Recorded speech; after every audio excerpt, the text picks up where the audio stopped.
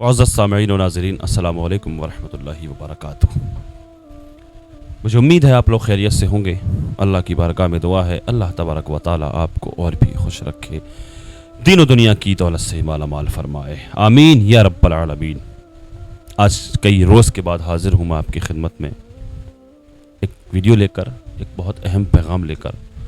यकीनन बहुत अहम पैगाम है, बहुत अहम, बहुत ज़रूरी है। इस वीडियो को आखिर तक बिना स्किप किए ज़रूर देख लें। रसूलुल्लाह सल्लल्लाहु तआला अलैहि वसल्लम ने इरशाद फरमाया, नौजवानों, तुम में से जो ताकत रखता है वो निकाह करें। तुम में से जो, हुज़ूर ने फरमाया, तुम में से जो ताकत रखता है वो निकाह करें।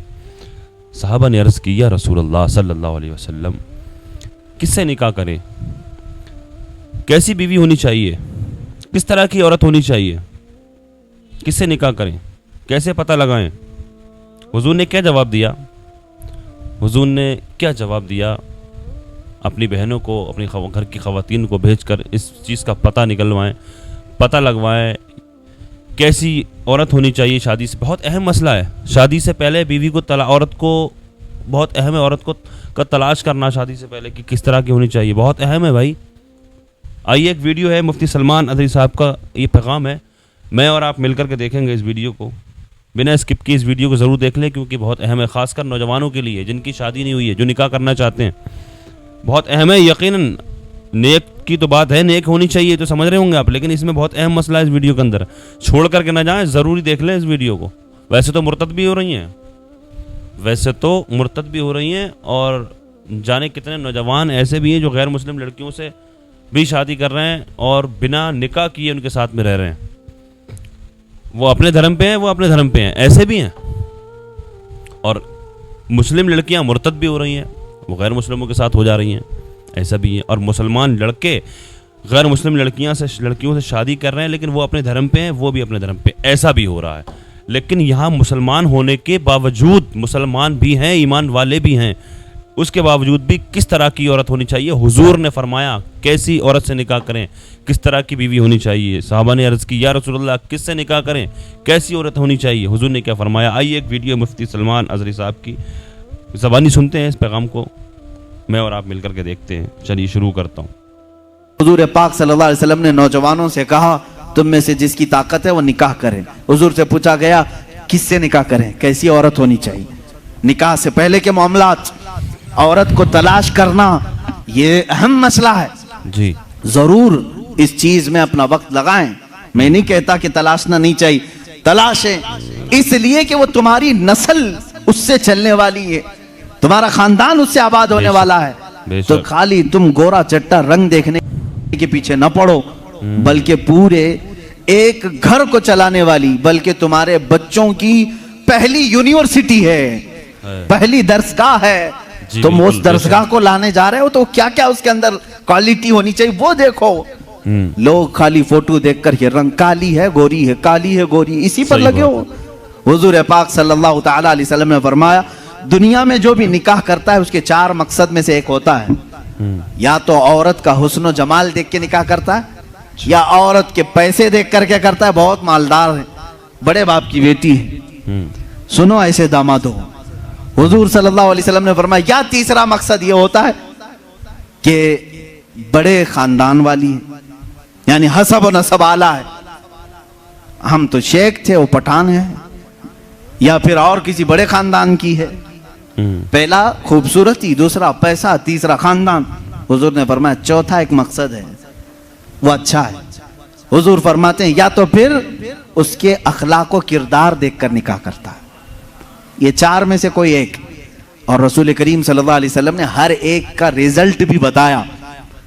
जिसने सिर्फ हुस्न और जमाल देखा और कुछ भी नहीं देखा, खूबसूरती देखी, मेरे आका फरमाते अन करीब अल्लाह उसे फितने में मुब्तला करेगा। अल्लाह अकबर। फितने में मुब्तला क्या, वो खुद अपनी बीवी पर शक करने लग जाएगा चंद दिनों के बाद। खूबसूरत है, पता नहीं कौन देख रहा है मेरी बीवी को, इधर से छुपाओ उधर से छुपाओ, और अगर वो कहीं निकल गई तो शक करने लग जाएगा, किससे बात करके आई, किससे तेरा ताल्लुक है, पूरी जिंदगी जहन्नम बना के रखेगा, फितनों में मुब्तला हो जाएगा। मैं ये नहीं कह रहा कि खूबसूरत लड़की से शादी नहीं करना चाहिए, करो, लेकिन उसके साथ जो देखने का हुक्म है वो भी देखो। खूबसूरत औरतें, खूबसूरत लड़कियां तुम्हारे लिए नुकसानदेह नहीं, अच्छी हैं, लेकिन उसके साथ जो देखने का हुक्म है वो देखना जरूरी। मेरे आका सल्लल्लाहु अलैहि वसल्लम ने दूसरे नंबर पर फरमाया, जिसने सिर्फ माल देख करके निकाह किया, बहुत पैसे वाला घर है, निकाह करो इससे, क्योंकि निकाह के साथ गाड़ी घोड़ा सब आएगा। हुजूर पाक सल्लल्लाहु अलैहि वसल्लम फरमाते हैं, अनकरीब अल्लाह उसे फकीर बना देगा, उसे मोहताज बना देगा। ऐसे दामादों को देखा है हमने, हर एक से कर्जे लेते रहते हैं।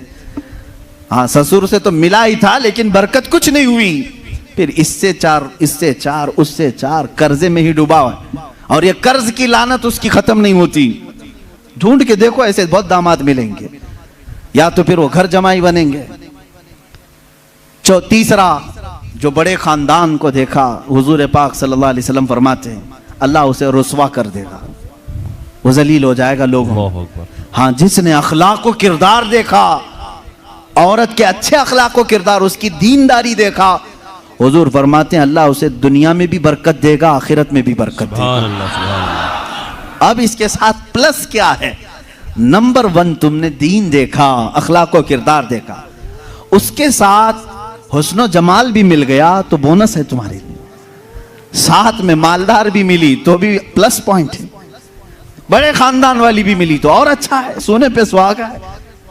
हाँ, लेकिन नंबर 1 सबसे पहली चीज उसकी दीनदारी। तुम्हारे घर की औरतों को जब भेजो किसी लड़की को देखने के लिए, सिखा करके भेजो। जाते ही ये ना पूछें क्या क्या पकाना आता है, क्या क्या सिलना आता है, एम्ब्रॉयडरी आती है कि नहीं आती है, ये नहीं। सबसे पहला सवाल करो कि कुरान कितना पढ़ा है, कुरान पाक तजवीद के साथ जानती है नहीं, पहला सवाल करो अपनी बहुओं से। उन सासों के लिए मैं कह रहा हूं, कढ़ाई लिखाई और सिलाई ये पूछना बाद की बात है, सही बात। पहली चीज उसका दीन पूछो, और उसके बाद मेरे अजीजों, हम सब के लिए सबसे पहला सवाल ये है, उस खातून से ये पूछो कि अहले सुन्नत व जमात से क्या ताल्लुक है। औरतों की तरफ से मर्द के घर जाएं तो भी ये सवाल हो, इसलिए कि ये इश्क़ मुस्तफा की जड़ है जी, बेशक। और जहां जड़ खराब हो तो फल नहीं आ सकते। ये सबसे पहला सवाल है कि उसके घर में दीन मुस्तफा कितना है, इश्क़ मुस्तफा कितना है, ये सबसे पहली चीज। अब याद रखना, जिस खातून को इस सवाल के साथ तुम लाए हो, उसकी जिंदगी पूरी अल्लाह रब्बुल इज्जत की जिम्मे करम पर है, फिर औलाद अल्लाह के जिम्मे करम पर है, हुस्न जमाल के साथ अल्लाह तुम्हें बाअखलाक औलाद अता करेगा, बाअखलाक औलाद अता करेगा। लेकिन ये तरीका शादियों का इस तरह से रखो, अगर लोगों को ये मालूम हो जाए ना, आज तुमने रिवाज बना लिया, लड़कियों को देखने आने से पहले सबसे पहले लड़के की अम्मा यही सवाल कर रही है, लड़के की बहन यही सवाल कर रही है, कुरान कितना पढ़ा है, तजवीद कितना पढ़ा है। 2-4 घरों में ये होने लग जाए तो देखो लड़कियों को सबसे पहले अब कुरान पढ़ाना शुरू कर देंगे। क्यों? सबको मालूम है नहीं पढ़ाएंगे शादी नहीं होगी। आज ये एम्ब्रॉयडरी क्यों करा रही हैं? इसलिए कि सवाल तुम पहले यही कर रहे हो, सिलाई आती है कि नहीं। सब लड़कियां सिलाई क्लास में क्यों जा रही? देखने वाले आकर के यही पूछ रहे हैं सिलाई कितनी आती, पकाई कितनी आती। इंडोनेशिया का माहौल मैंने देखा, इंडोनेशिया के हमारे बहुत सारे दोस्त हैं, सबसे ज्यादा मेरे ख्याल से हज पे आने वाले इंडोनेशिया के लोग। क्यों जानते हैं? वहां जो भी लड़की देखने के लिए जाते हैं या लड़के को लड़की वाले देखने आते हैं, पहला सवाल करते हैं हज किया है कि नहीं। सुभान अल्लाह। हज किया है तो बाप अपनी बेटी देता है, हाजी को दे रहा हूं। और इसी तरह लड़का भी फख्र करता है। मेरे तकरीबन 100 से ज्यादा इंडोनेशी दोस्तों, सबकी औरतें हज्जन है और वो खुद हाजी कहते हैं हमारे यहाँ शादी से पहले हज करा देते हैं, इसलिए कि इसी बेस पर शादी होती।